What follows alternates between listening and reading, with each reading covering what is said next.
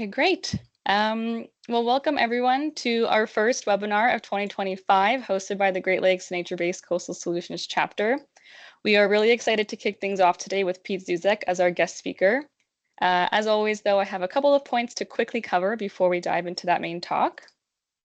So the Great Lakes chapter acknowledges the diversity of Indigenous peoples within the land that we now call Canada, and values the historical contributions that these peoples have made in each region where we live, work, and explore. In particular, we recognize the importance of Indigenous ways of knowing to our understanding of the natural world. And we do encourage you to reflect on where you live and work and how we can contribute to reconciliation.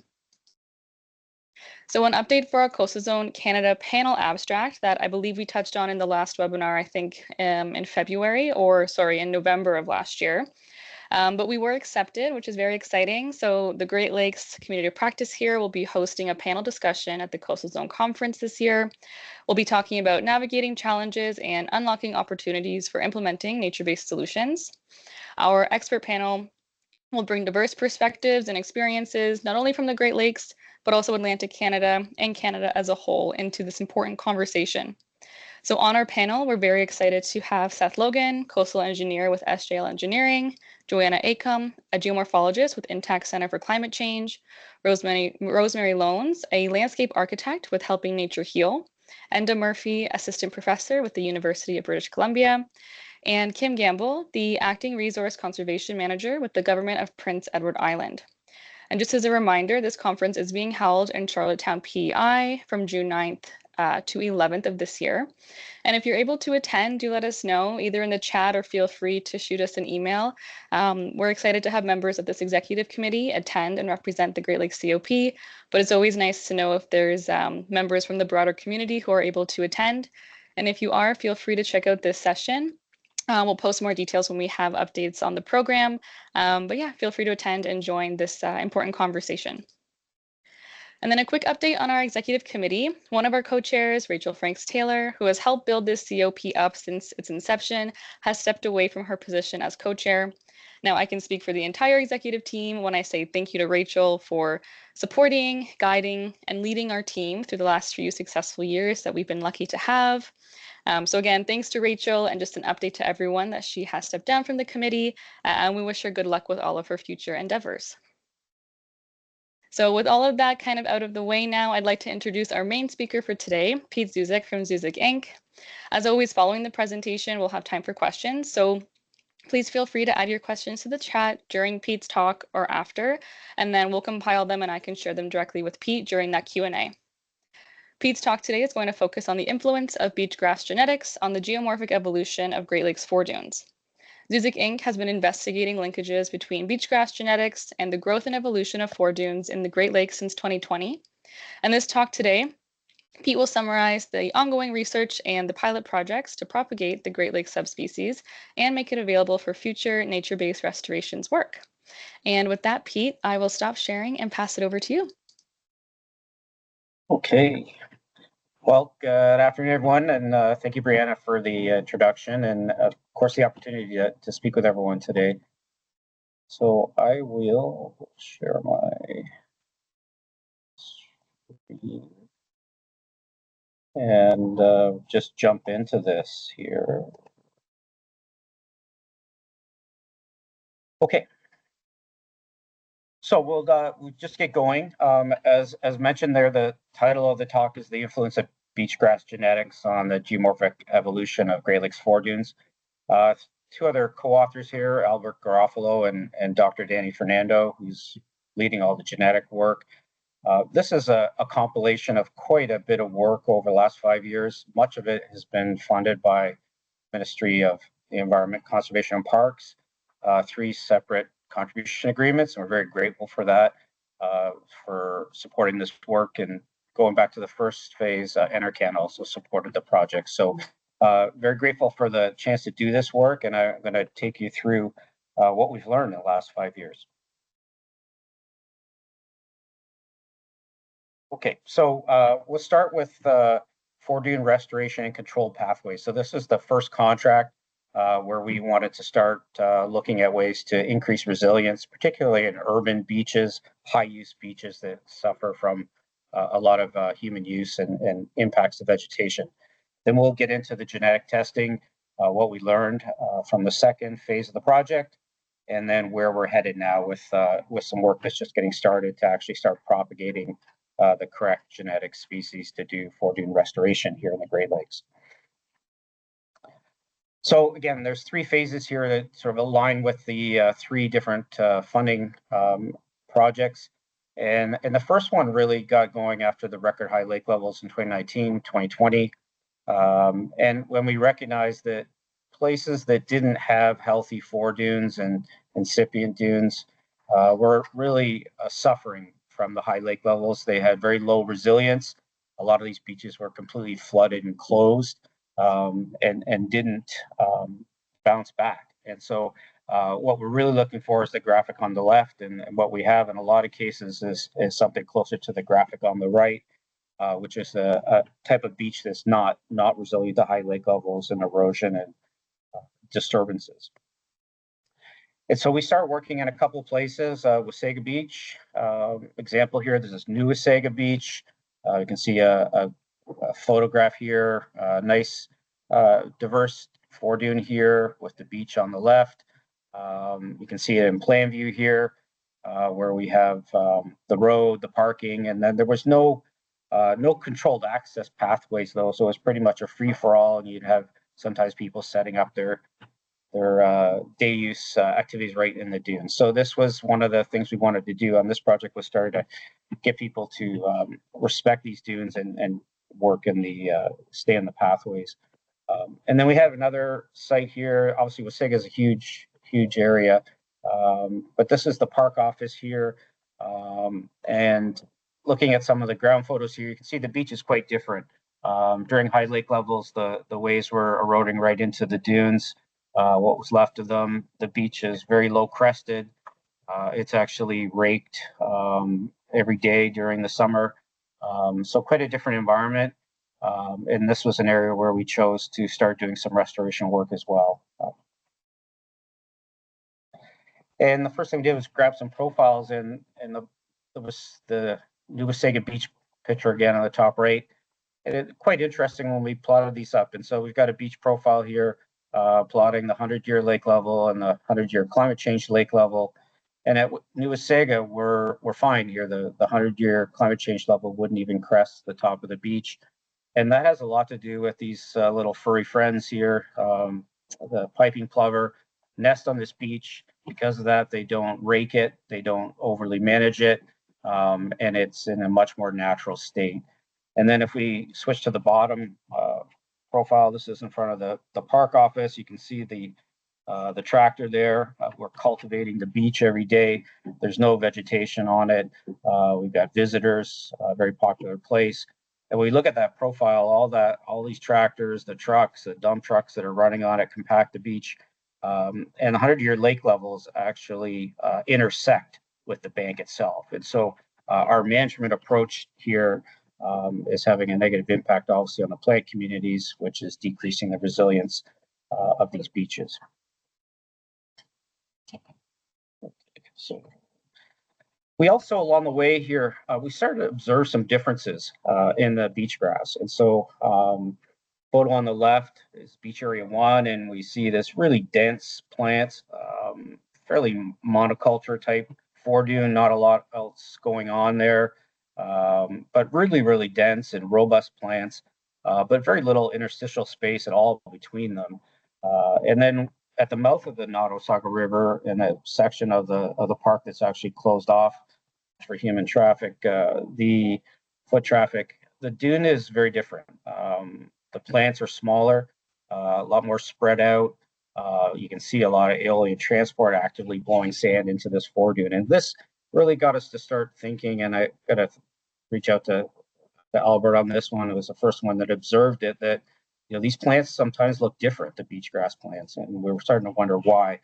And then we started looking more and more throughout sites in the Great Lakes, and the plants were driving different geomorphic responses. And that was how we really left phase 1 of this going, I think there's something going on here, because you dig into the literature, there's really no recognition that there are different species or subspecies of beach grass. It was generally just all considered the American beach grass.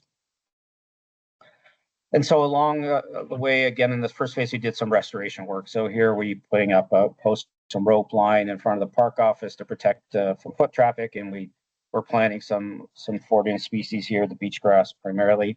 And after only two summers here, we can see that this area really bouncing back. A lot of nice native beach grasses coming back to the site. And similarly at Burlington, we're working on restoring the foredunes there as well. This area is quite heavily impacted during 2019. We can see in April 2024, the plants are just going in this day here. So you can see all the individual beach grass plants. These are harvested from a high density site just down by the lift bridge. And 3 growing seasons later, we've got a pretty functional foredune here where these plants are migrating downslope. They're starting to trap sediment and revegetate this foredune to build resilience to high lake levels. Okay, so that's a quick overview of phase 1, and that's really no different than a lot of other people have been doing for a long time in the Great Lakes and restoring foredunes and controlled access walkways, etc. But what we really left phase 1 with was this curiosity about the fact that these beach grass plants look different in different places. And so we were lucky enough to get some additional funds to pursue some genetic testing. And just a couple of the photographs here of actually taking the plants and measuring different things, the leaf length, the overall height, the width and height of the flower, the spike. The ligule is an important one as well that we're checking on all these plants. And so we did this close to 30 sites throughout the lower lake. So we started up here in Wasaga, went around up to the Bruce, Singing Sands, all the way down Huron, Lake Erie, Lake Ontario. There's a few more sites that we added, and there's a couple sites that we didn't actually complete. So this is not the final map, but it gives you a sense that we had pretty broad coverage across the lower lakes, and we purposely went to places where we thought we were going to have what we were thinking is the native Great Lakes beach grass versus what we're thinking is something different. Seem to be more aligned with the characteristics of the Atlantic beach grass. So I'll take you through a few of the sites. So this is site 6 at Salvo Beach. You can see they've got a nice foredune growing here, a denser, woody, slightly treed back dune. But the plants are low, short, lots of spacing between them. You can see there's a lot of sand blowing into these dunes in the wintertime, and they're growing and inflating, which is exactly what we want. We want these foredunes to grow and trap sand and create resilience to periods of high lake levels. We also noticed too, just another sort of quick snapshot to kind of give you a sense of what the spacing looks like. They're spaced coarse enough that the wind can still blow sand in between the plants. It's also a rhizome spreader, so when you look at these plants in the field, you often see them having runners spreading out down slope. The other thing, just a sort of key sort of takeaway here, these, and this is the Great Lakes native genotype, they are flowering. The spikes emerge in early July. And you can just see a couple shots here. When these spikes emerge, the tassels on them almost look like a cob of corn or the top of a corn plant when they tassel. So that's how you know they're green. They're very moist and they have these loose tassels on them. So this is one of the things I'll get back to though, but it's when the spikes emerge is something we think is going to be useful to help us identify what the native species are. All right, and then this is just Salvo Beach right at the main street there, and this is a profile I'm going to show you here right through the beach where there is no dune, lots of aeolian transport, lots of wind being lost from the beach all the time when the wind blows. And here's just a quick cross section of all the profiles. So they're all sort of aligned here at about +8. And the black line is the beach profile, obviously distance and elevation on the y-axis. This is the parking lot I just showed you. and all these other lines that have much higher elevations, foredunes, vegetated back dunes are the places where we have the natural Great Lakes genotype beach grass at Sauble. So clearly, the plants are driving the geomorphic evolution of the foredunes here. So Site 11, Rotary Cove and Godrich. This is a lake fill area. You can see the Relic Bluff in the background there. So this is not a natural site, but we're focusing in on these three planted areas here. They were some artificial dunes that were constructed as part of the overall lake fill and restoration project. There's some more foredunes attempting to be planted and grown here. So we look at these sites and all of a sudden it looks really different. And just getting a sense here, hopefully, that these plants are incredibly dense. It's almost similar to a stand of a frag, where the plants grow so dense that the sand can't blow in between them to inflate the foredunes here. So this restoration has been around for quite a long time, over 10 years, and there's been essentially no growth in this foredune because the plants grew so quickly, so densely, that they shut down the ability for the foredunes to grow. So if we're trying to build resilience, using these types of plants here is not going to help us at all with any type of resilience to high lake levels and erosion. And I guess the spoiler alert here, this is the non-native cultivar that was planted here. Don't quite know exactly the source, but we believe it was a greenhouse source. So these are not native plants. They've been introduced to the site. Port Stanley, similar type of thing. This is the non-native genotype cultivar. This is an artificial dune that was constructed for flood mitigation, which is a great idea. But you get a sense hopefully pretty quickly here that this dune does not look anything like the natural conditions at Sauble Beach. Another site here, the Long Point Provincial Park on the sand spit, and again, just incredibly dense growth of the beach grass. Other than wild grape, there's literally nothing growing here except for the cottonwoods, and it seems to be having a negative impact on, again, the evolution of these dunes. There's very little embryo dune growth, so high lake levels come along and they erode through, and these dunes are not very good at bouncing back, so they have poor resilience to periods of high lake levels. And I guess we're still trying to, again, piece together a lot of where have all this non-native beach grass come from, and I don't have the answer at many of these sites yet, but it certainly appears that this beach grass may have been introduced to this provincial park, because further down the sand spit, as we'll see in a couple more slides, the more natural tip portion of the spit does feature the native beach grass. All right, so this next one, hopefully just give you a little snapshot of what some of these samples look like. And so we got a ruler here, tape measure, about 60 inches, 30 centimeters here. So the Great Lakes native beach grass here, Sauble, Point Pelee National Park, Singing Sands, they're much smaller plants here. They're on the order of 30 centimeters, 60, 70, or 30 inches, 60, 70 centimeters.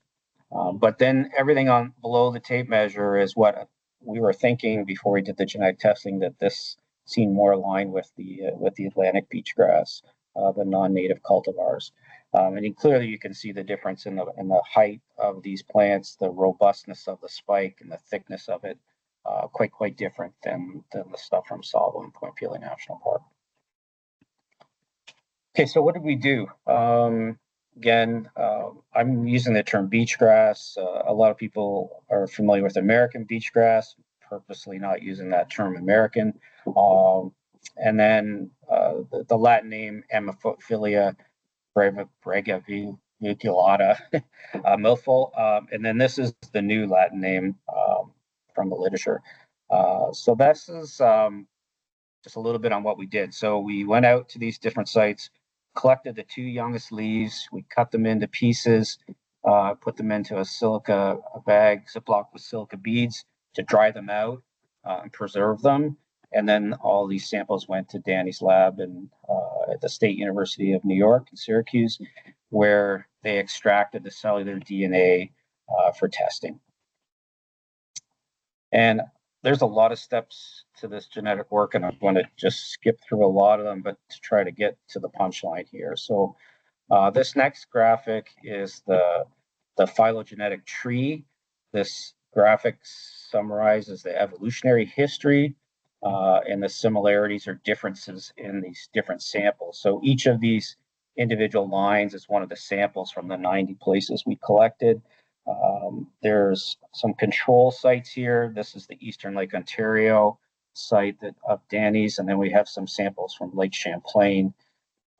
And so just to sort of experiment or explain what we've got here. So A1, again, this is the Eastern Lake Ontario control site.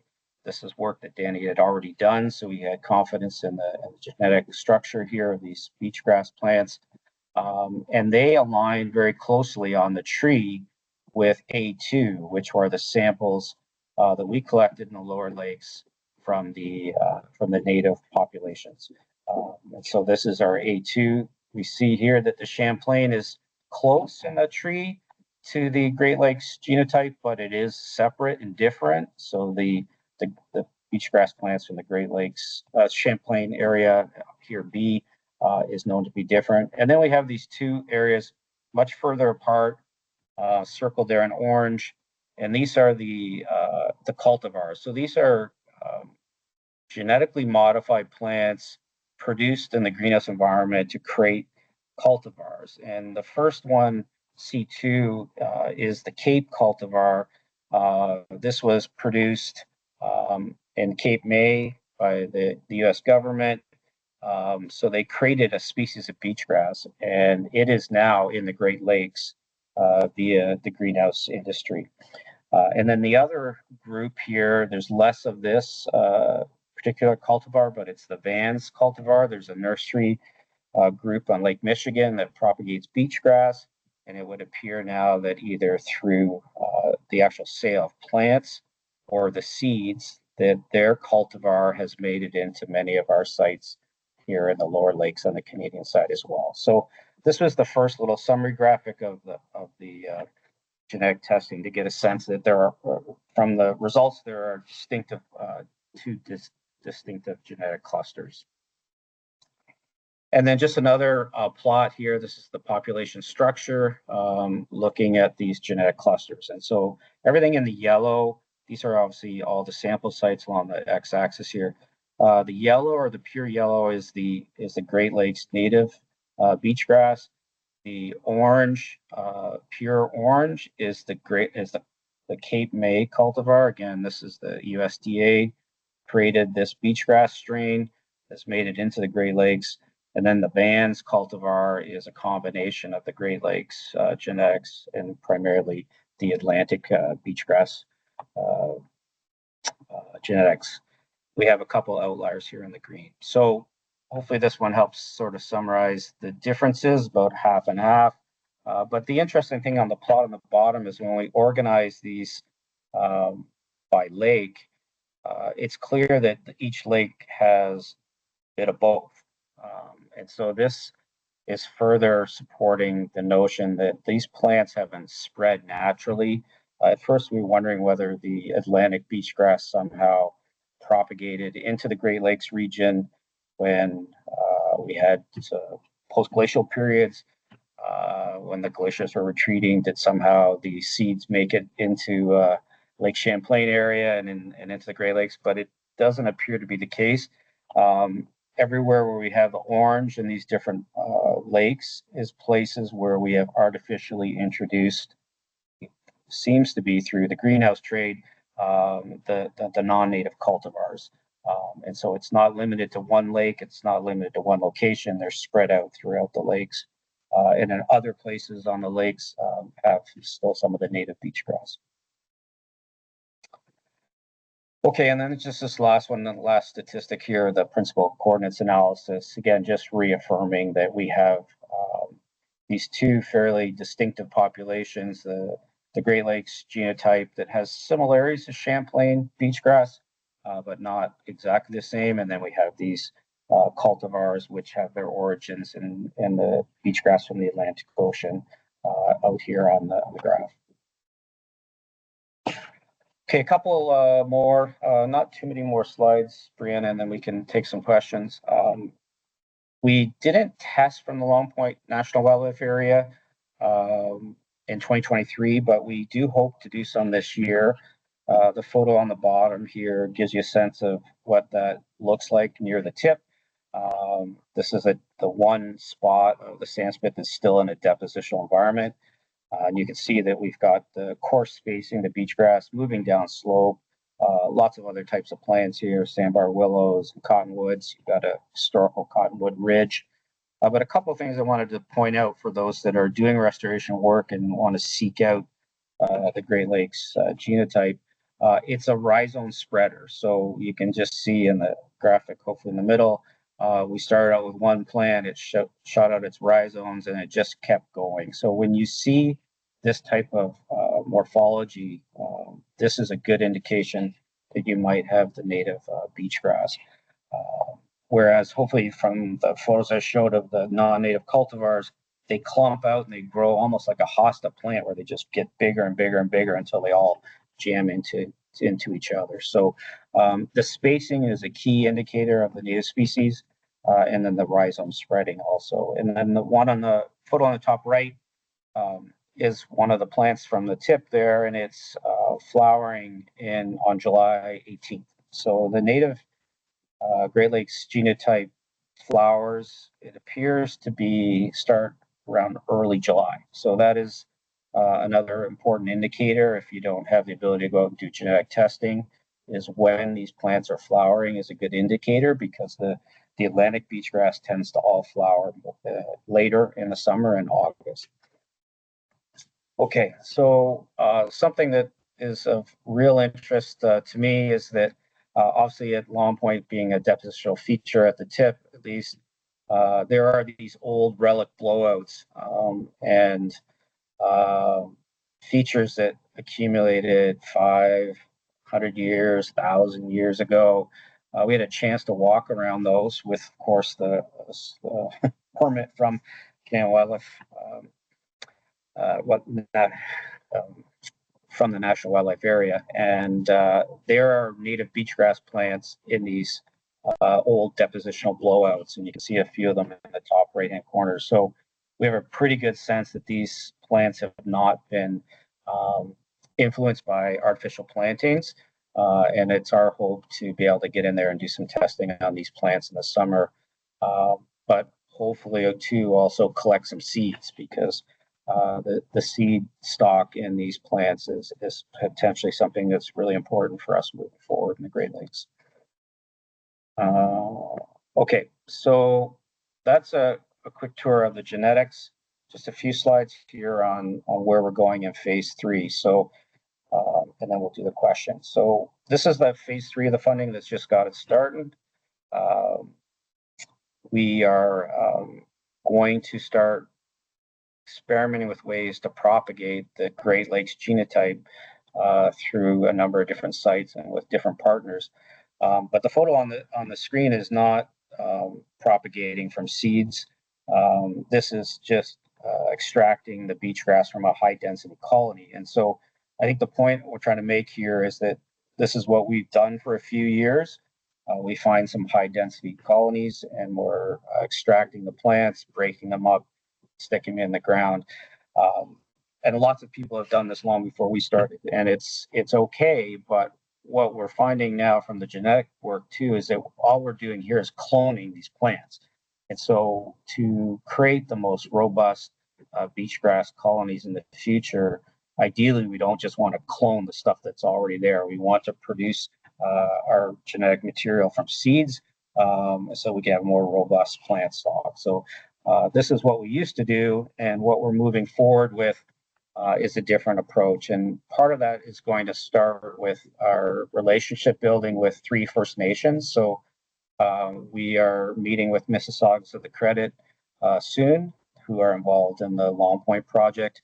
And we're going to be talking to them about seed collection and their traditional knowledge around that, and see how we can leverage their thoughts and get them involved in some of the restoration work.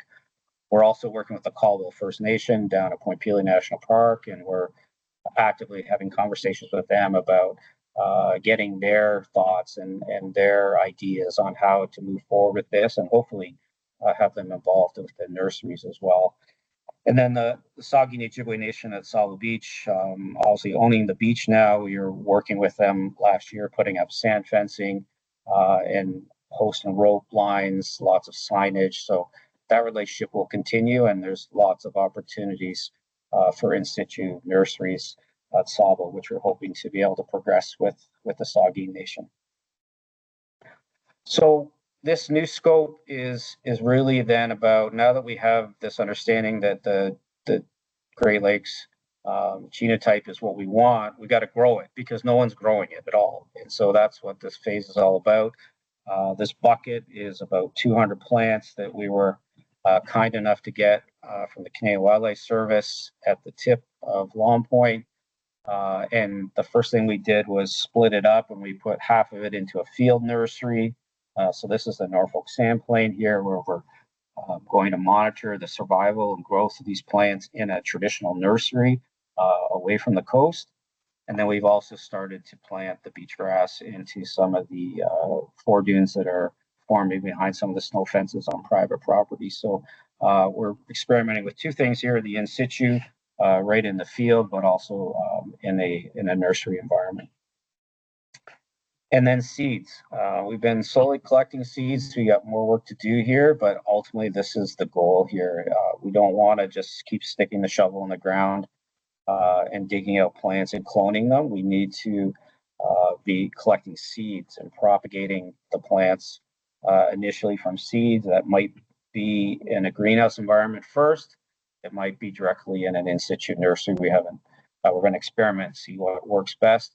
But ultimately, where we need to go is using the results from genetics, targeting the right seeds to get the Great Lakes genotype, and then propagating these in production nurseries so that we can start sharing the right genetic material for restoration projects throughout the Great Lakes. So then just lastly, a couple thoughts here on next steps, recommendations, and questions. So first of all, there's some technical reports that are being prepared, but I touched on this real quickly, but the phenotypic collection guide. So just to give you some sense, cost us about $50,000 to do the genetic testing. So we don't expect people to be able to do that every time they want to go do a foredune restoration project.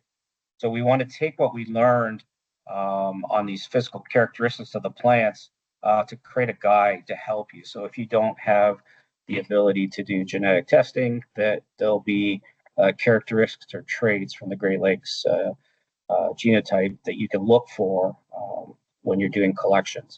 I can't stress this one enough. We have to immediately stop purchasing beach grass from nurseries, buying seeds online, because we're propagating the wrong invasive plants. This is a huge problem that we're just starting to learn more about here with this work. But we have to immediately stop going to nurseries, because all they do is punch in, where do I get beach grass seeds from? And they connect with the Vans Nursery in Michigan or places on the East Coast.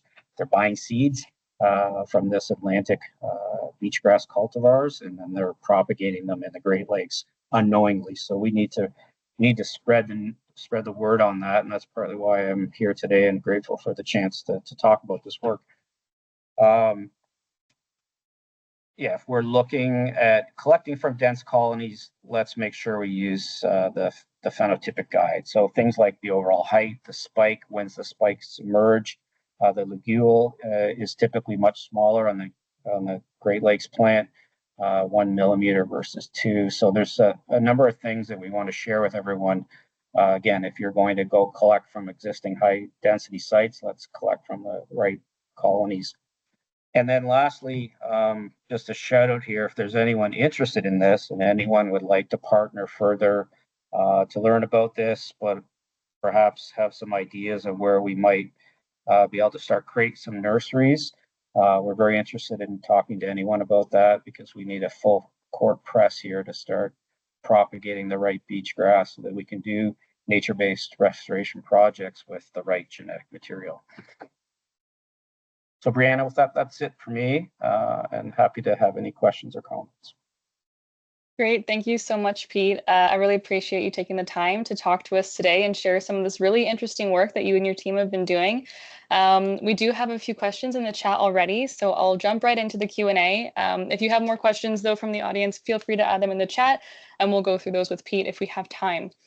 So the first one we have here is, what sort of metrics did you use to determine success of the restoration work at Wasaga Beach? Was there presence or dominance of native species?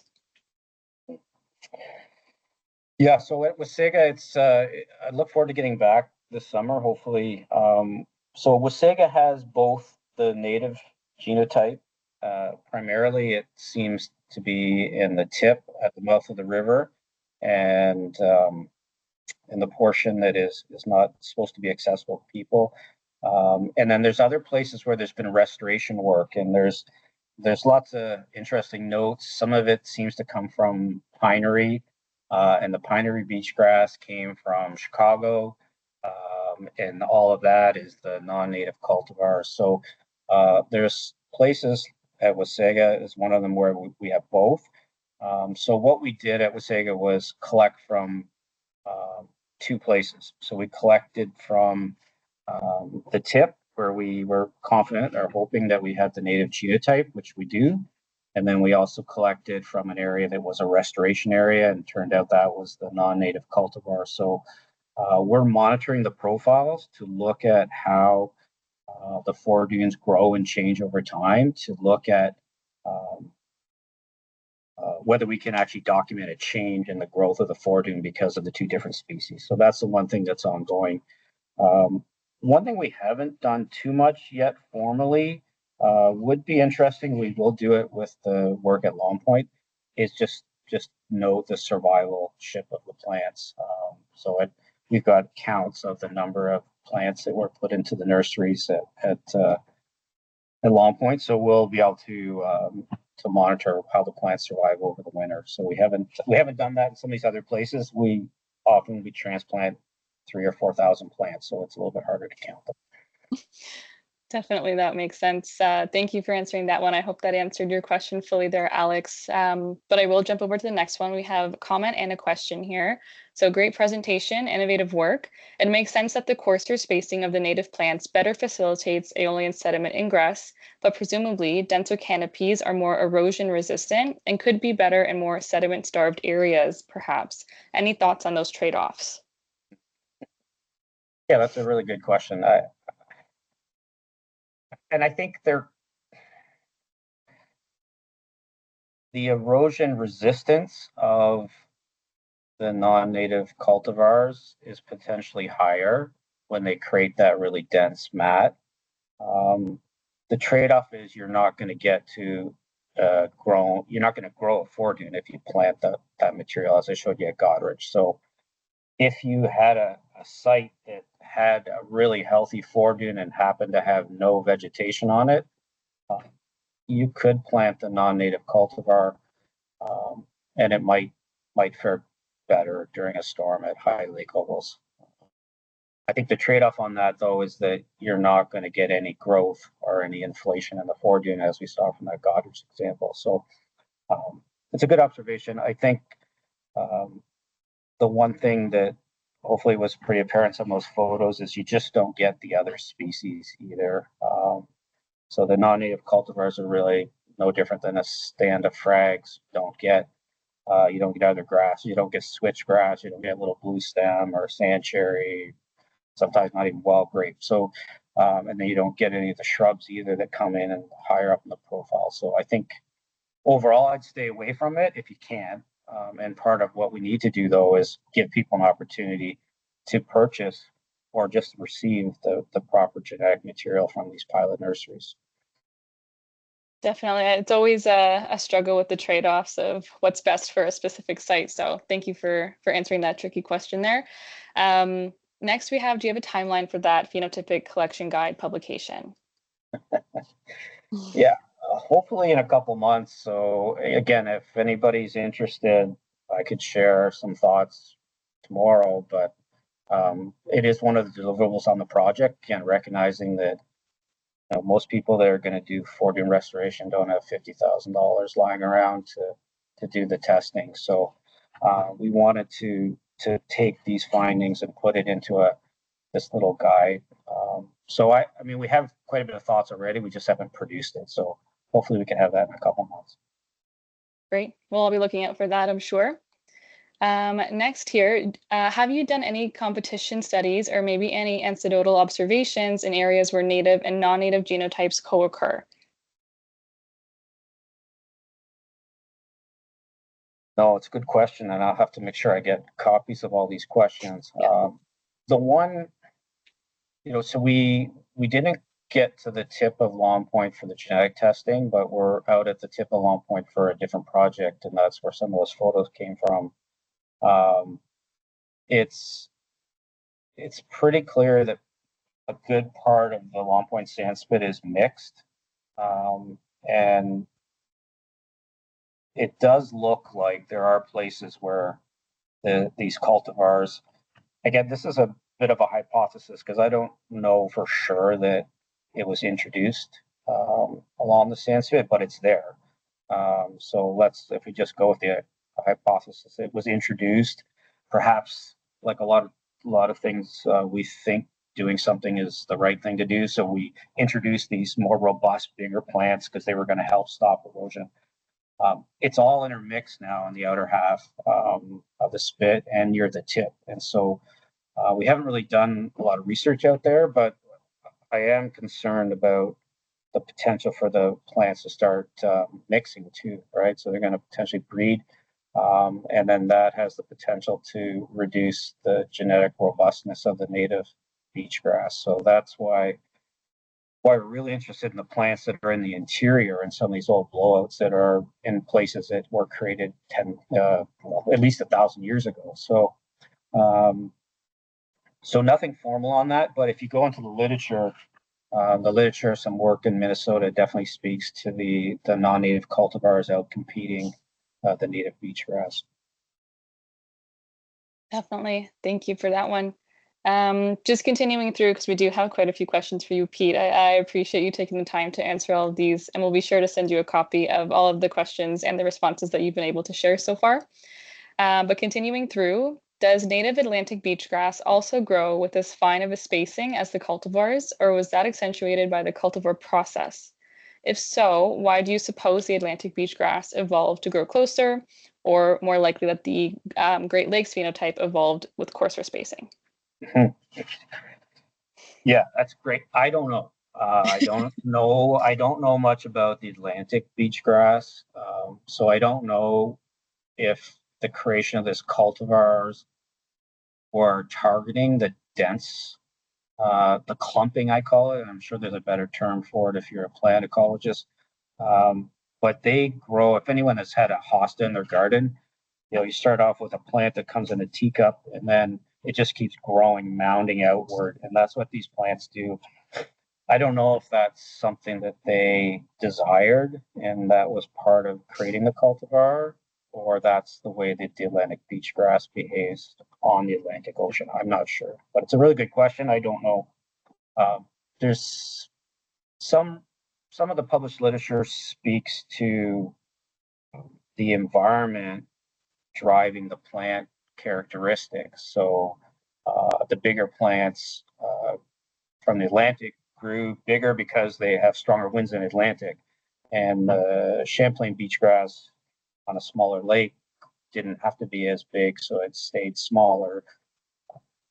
I think that's an interesting bit of research, and it's not my expertise per se, to be clear, but it doesn't hold out on Lake Huron. So the Stauble is probably the second biggest colony of the native beach grass that I'm aware of, and it's got the full fetch of Lake Huron, and they're some of the daintiest plants out there. So I don't think it's the environment that's driving the size of the plants or the spacing. So I don't think that really answers the question. I think in short, I don't know the answer, but it's a good question. No, I think that's fair to say. I think a lot of these questions could almost be like a master's research program in their own. So definitely a lot of research to go into this topic, but it's great that you're bringing it to the community of practice at this stage. So we appreciate that. Next, more of a comment, I think, from when we were discussing that trade-off earlier on erosion protection and also dune growth, a comment saying that post-erosion recovery is likely impaired with the non-native variety as well. Any thoughts on that? Yeah, I think from observations, yes. We haven't done any field monitoring, but it's not as aggressive. The cultivars are not as aggressive with the rhizome spreading. So that one photo I showed with the tape measure, the native genotype just wants to move. It doesn't want to be in a dense environment. So, anecdotally, again, without any kind of scientific work on it, I do think that the native species will help these areas bounce back faster because they're already coarser spaced. They do have a proficiency to propagate down slope and migrate into these eroded areas. And so I think they will help the beaches recover from a high water period, erosive storm event better. Whereas, and there was a couple of photos I think I showed from the provincial park at Long Point where you just had this massive erosion scarp, and it's some recovery is happening now, but it does seem to be slower too. Now, to be fair, there's a lot of other factors on how quickly a dune recovers, with the sediment supply, grain size, uh, successive storms after or whatnot. So it's a complicated question. But if I was planting and wanted a beach to recover, I would definitely be planting the native genotype. I think it's a good point to touch on too, that there's a lot of factors that will influence resilience, but this is one of the main ones that you're finding, at least along the Great Lakes, that have an influence here. Okay, so another question. Someone from Victoria Beach on Lake Winnipeg. They've had significant erosion of the shoreline banks and recently have built tow protection against the embankment to try and reduce the rate of erosion. Do you think that planting of beach grass in front of that tow rock protection would help further stabilize the protection line? Yeah, Victoria Beach, neat place. Some good friends out there. Yeah, for sure. I mean, you can plant beach grass in front of the rock revetment, and it might grow as long as you have a supply of sand, alien transport. There's a lot of photos I could pull up from Long Point where rock structures went in the high water in mid 1980s, and then all those structures got buried, and eventually the beach grass grew on top of them, and people bought properties they didn't even know they had revetments. So there's no reason why, if you have a hard structure like a rock revetment, you can't plant some beach grass in front of it. And if you have a steady supply of sediment, you might find that it's trapping and maybe eventually just burying that structure. So at least it looks like a more natural landscape on the top. Yeah, definitely some opportunities to make that more of a hybrid situation. Okay, next question here. The Atlantic species might have evolved to collect suspended sediment brought in from the tidal cycle rather than aeolian transport. I don't know if that's been looked into a little bit or if you have any thoughts on that. Yeah, I have no idea, to be honest. Fair enough. But asking some really good questions that we should think about. But Yeah. yeah, I just don't have a lot to say about the actual, especially the native Atlantic beach grass on the Atlantic. Right. Yeah, I don't really know. Well, fair enough. Can't have the answers to all the questions, especially while the research is ongoing, but it's exciting to talk about this as a group nonetheless. Another question here, feel free to answer as much or as little. Has there been much cross-border cooperation so far, and do you think that'll be affected by the current political situation? Again, feel free to answer as much or as little as you want. We do have other questions that we can jump to. Yeah. Well, first of all, Danny has just been a great partner from State University. and he would have done a much better job presenting the genetics than I would. But we're trying to take his research and create a sort of more of a plain language report. So he's been a great partner. I'm trying to twist his arm to help me again with another round of 90 samples. So so far it's been good. And I was introduced to Danny by a gentleman from Syracuse area as well. So it's been good. You know, aside from, and I should say in the state of New York, they're a little more up to speed that there are these appear to be different plants, and they actively try to protect the Great Lakes native genotypes. So far it's been good, and you know, I think if there is a way that the community practice might be able to amplify this, and we could start having nurseries on both sides of the lakes, that would be fantastic, right? So that might be something to think. Yeah, hopefully for future nursery initiatives and all that good stuff, we'll be able to do some more collaboration. But it's great to hear that your partner has been able to collaborate with you in a really positive way. I do have another question for you. I know we only have a couple minutes left on this, and Pete, you've been really great answering all of our questions. I know we've had a lot, which is really great to see. Clearly, you brought up some great discussion points with your talk. But I'll ask one more unless there's something else from the chat that we see pop up. But are there measures that need to be taken to help support the growth of the plants during that initial growing and restoration phase, like any kind of temporary shore protection measure, snow fences, or were the examples that you were able to show just able to regenerate just from cutting off those human disturbances and providing protection that way? Yeah, that's a good one. Well, first of all, we never use any fertilizer or anything like that. So these plants are pretty amazing. They can grow in these low nutrient environments. We have done both fall and spring planting. So the fall planting typically is the first week in November. And then the springtime, it's obviously just dependent on the weather. Initially, the fall does appear to be the better time. And you think about, especially when you're digging up plants from a high density colony, you know, you're pulling these plants out of the ground, you're breaking up the clumps into little individual plants, and then you stick them in the sand. And then at that point, the plants are already dormant. All their energy is in the little root ball at the bottom. It goes 6-8 inches into the sand, and it goes to sleep.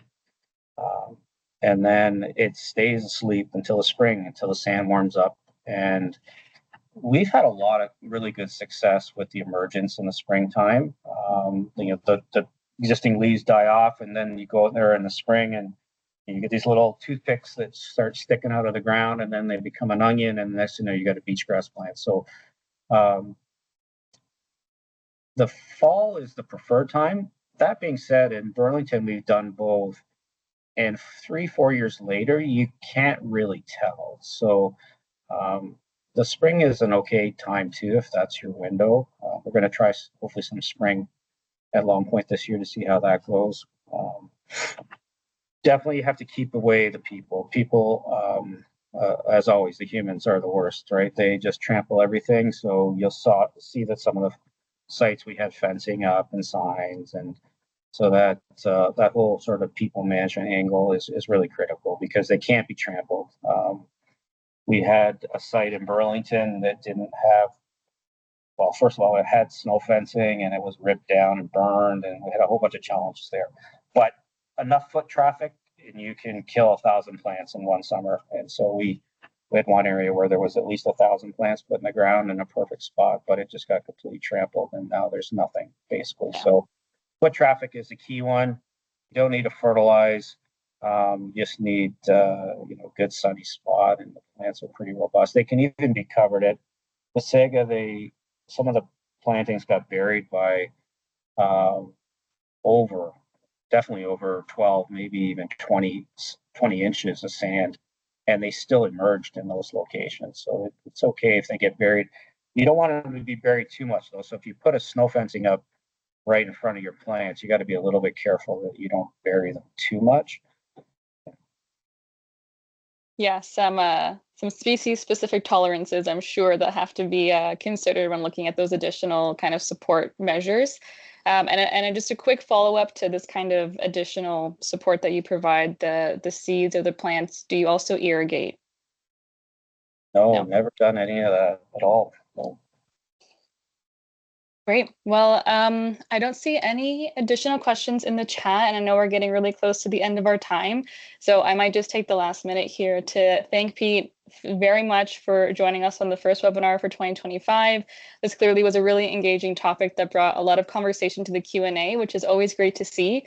We'll be sure to send you a copy of all these questions and some of the responses that you provided that we were able to note down. But yeah, thank you to the COP for attending. We will share the link to the Coastal Zone Canada YouTube page when this is uploaded, and be sure to look out for future webinars. And if you're able to attend Coastal Zone, let us know and attend that session if you can. But thanks everyone, appreciate it. Thanks, Pete. Thanks everybody. Appreciate all the questions.